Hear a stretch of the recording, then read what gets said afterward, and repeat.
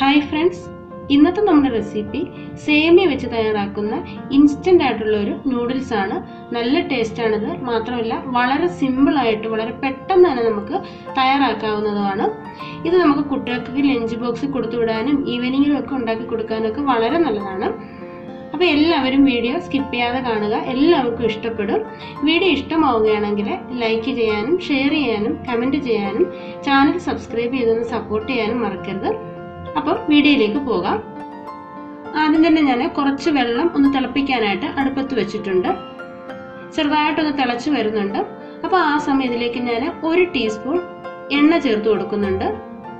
എണ്ണ ചേർത്ത് കൊടുത്തിട്ട് നല്ലതുപോലെ ഒന്ന് ഇളക്കി ചേർത്ത് ഒന്ന് മിക്സ് ചെയ്ത് കൊടുക്കണം. അപ്പോൾ വെള്ളം തിളച്ച് വന്നപ്പോഴേ ഞാൻ അതിലേക്ക് 1 കപ്പ് സേമിയ ചേർത്ത് കൊടുക്കുന്നുണ്ട്. ഇത് വറുത്ത സേമിയാണ് കേട്ടോ. വറുക്കാത്ത സേമിയാണെങ്കിൽ ഒന്ന് ചൂടാക്കിയിട്ട് ഒന്ന് ചേർത്ത് കൊടുത്താൽ മതി. അപ്പോൾ 1 കപ്പ് സേമിയാണ് എടുത്തിട്ടുള്ളത്. അത് ഞാൻ ഈ തിളച്ച വെള്ളത്തിലേക്ക് ഇട്ട് കൊടുക്കുന്നുണ്ട്. സേമിയ ഒന്ന് കുക്ക് ചെയ്തെടുക്കണം. സേമിയ ഒരുപാട് അങ്ങ് വെന്തു പോകരുത്.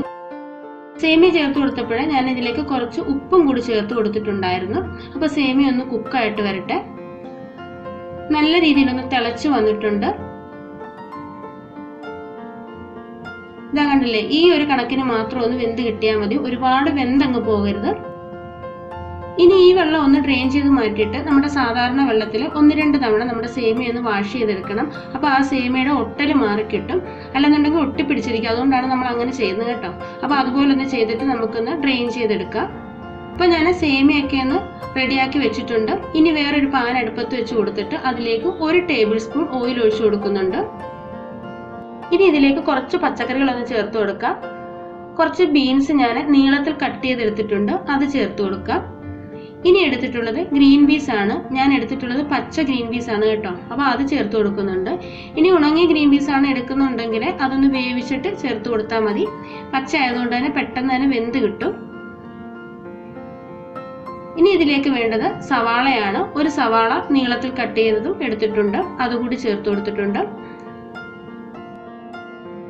ഇനി ഇതിലേക്ക് ആവശ്യത്തിനുള്ള ഉപ്പ് കൂടി ചേർത്ത് കൊടുക്കാം. ഉപ്പ് നമ്മൾ ആദ്യം വളരെ കുറച്ച് മാത്രം ചേർത്ത് കൊടുത്താൽ മതി കേട്ടോ. ഇതൊന്ന് വഴണ്ടി കിട്ടാൻ വേണ്ടി മാത്രം. ആ ഉപ്പും കൂടി ചേർത്ത് ഒന്ന് ഇളക്കി ചേർത്ത് കൊടുത്തിട്ട് ഇത് ചെറുതായിട്ട് നമുക്കൊന്ന് വഴറ്റിയെടുക്കണം. ഈ ബീൻസും ഗ്രീൻ പീസും ഒന്ന് വെന്ത് കിട്ടുന്നതിന് വേണ്ടിയിട്ട് ഒന്ന് അടച്ചു വെച്ച് കൊടുക്കാം. അപ്പോൾ നമ്മുടെ 2 മിനിറ്റ് കഴിഞ്ഞപ്പോൾ ഞാനതൊന്ന് തുറന്നിട്ടുണ്ട്.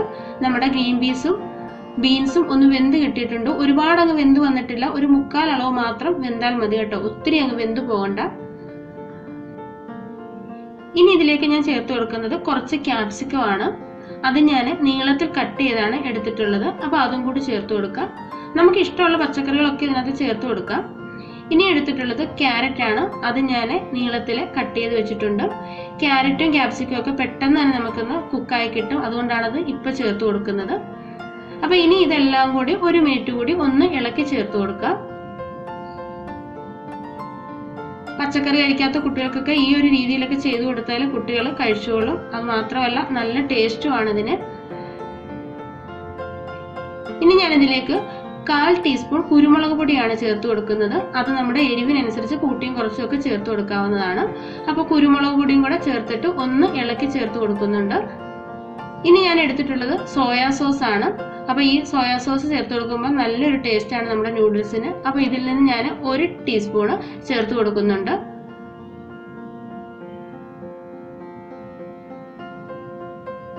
അതും കൂടി ചേർത്തിട്ട് നല്ല രീതിയിലൊന്ന് ഇളക്കി ചേർത്ത് കൊടുക്കുക. ഈ സോസ് ഒക്കെ നമ്മുടെ പച്ചക്കറിയിൽ നന്നായിട്ട് പിടിക്കുന്ന രീതിയിൽ. ചില്ലി സോസോ ടൊമാറ്റോ സോസോ ഒക്കെ ചേർത്ത് കൊടുക്കുന്നെങ്കിൽ ചേർത്ത് കൊടുക്കാം. ഞാനിപ്പോൾ അതൊന്നും ചേർത്ത് കൊടുക്കുന്നില്ല. ഇനി നമ്മൾ നേരത്തെ തയ്യാറാക്കി വെച്ചേക്കുന്ന സേമിയാണ്. സേമിയ തണ്ട വെള്ളമൊക്കെ മാറിയിട്ട് നല്ലതുപോലെ കിട്ടിയിട്ടുണ്ട്. ഒട്ടിപ്പിടിക്കാതെ നല്ല രീതിയിൽ തന്നെയാണ് കിട്ടിയിരിക്കുന്നത്. അപ്പോൾ അതും കൂടി ഇട്ട് കൊടുത്തിട്ട് നല്ല രീതിയിലൊന്ന് ഇളക്കി ചേർത്ത് കൊടുക്കുക. നമ്മൾ ചേർത്ത് കൊടുത്ത സോയാ സോസ് ഒക്കെ നല്ല രീതിയിൽ സേമിയ പിടിക്കുന്ന രീതിയിൽ. നമ്മൾ ഈ ചേർത്ത് കൊടുക്കുന്ന സോസിൽ ഉപ്പുണ്ട്. അതിനനുസരിച്ച് വേണം നമ്മൾ ഉപ്പ് ചേർത്ത് കൊടുക്കാൻ. നമ്മൾ സേമിയ വേവിച്ചപ്പോഴും ഉപ്പിട്ട് കൊടുത്തിട്ടുണ്ടായിരുന്നു. പച്ചക്കറികൾ വഴറ്റിയപ്പോഴും കുറച്ച് ഉപ്പിട്ട് കൊടുത്തിട്ടുണ്ടായിരുന്നു. ഇനി ഇതിലേക്ക് നമുക്ക് ആവശ്യമായിട്ടുള്ളത് ഇതിലേക്ക് ചേർക്കേണ്ട മസാലയാണ്. ഞാൻ എടുത്തിട്ടുള്ളത് മാഗി മസാലയാണ്. അതുകൊണ്ടാണ് ഞാൻ ഇൻസ്റ്റൻ്റ് ആയിട്ട് തയ്യാറാക്കുന്നതെന്ന് പറഞ്ഞത്. ഈ മാഗി മസാല ചേർത്ത് കൊടുക്കുമ്പോൾ നമുക്ക് ഇതിനകത്ത് വേറെ ഒന്നും ചേർക്കേണ്ട ആവശ്യമില്ല, പെട്ടെന്ന് തന്നെ നമുക്ക് തയ്യാറാക്കുകയും ചെയ്യാം. അപ്പോൾ ദാണ്ടെ ഈ മാഗി മസാല ഞാൻ ഇതിലേക്ക് ചേർത്ത് കൊടുക്കുന്നുണ്ട്. ഇനി ഇത് നമ്മുടെ കയ്യിൽ ഇല്ലെന്നുണ്ടെങ്കിൽ നമ്മുടെ വീട്ടിലുള്ള പൊടികളൊക്കെ നമുക്ക് ചേർത്ത് കൊടുക്കാവുന്നതാണ്. കുറച്ച് മുളക് പൊടി, കുറച്ച് മല്ലിപ്പൊടി, അതുപോലെ തന്നെ ചെറിയ ജീരകം വറുത്ത് പൊടിച്ചത്, പിന്നെ നാരങ്ങയുടെ കുറച്ച് നീരും കൂടി ഒഴിച്ചു കൊടുത്താൽ നല്ല ടേസ്റ്റാണ്. അപ്പം മാഗി മസാല ഇല്ലെന്നുണ്ടെങ്കിൽ നമുക്ക് ആ രീതിയിലും തയ്യാറാക്കാവുന്നതാണ്. ഇപ്പം മസാല ചേർത്ത് കൊടുത്തിട്ട് നല്ല രീതിയിലൊന്ന് ഇളക്കി ചേർത്ത് കൊടുക്കുന്നുണ്ട്.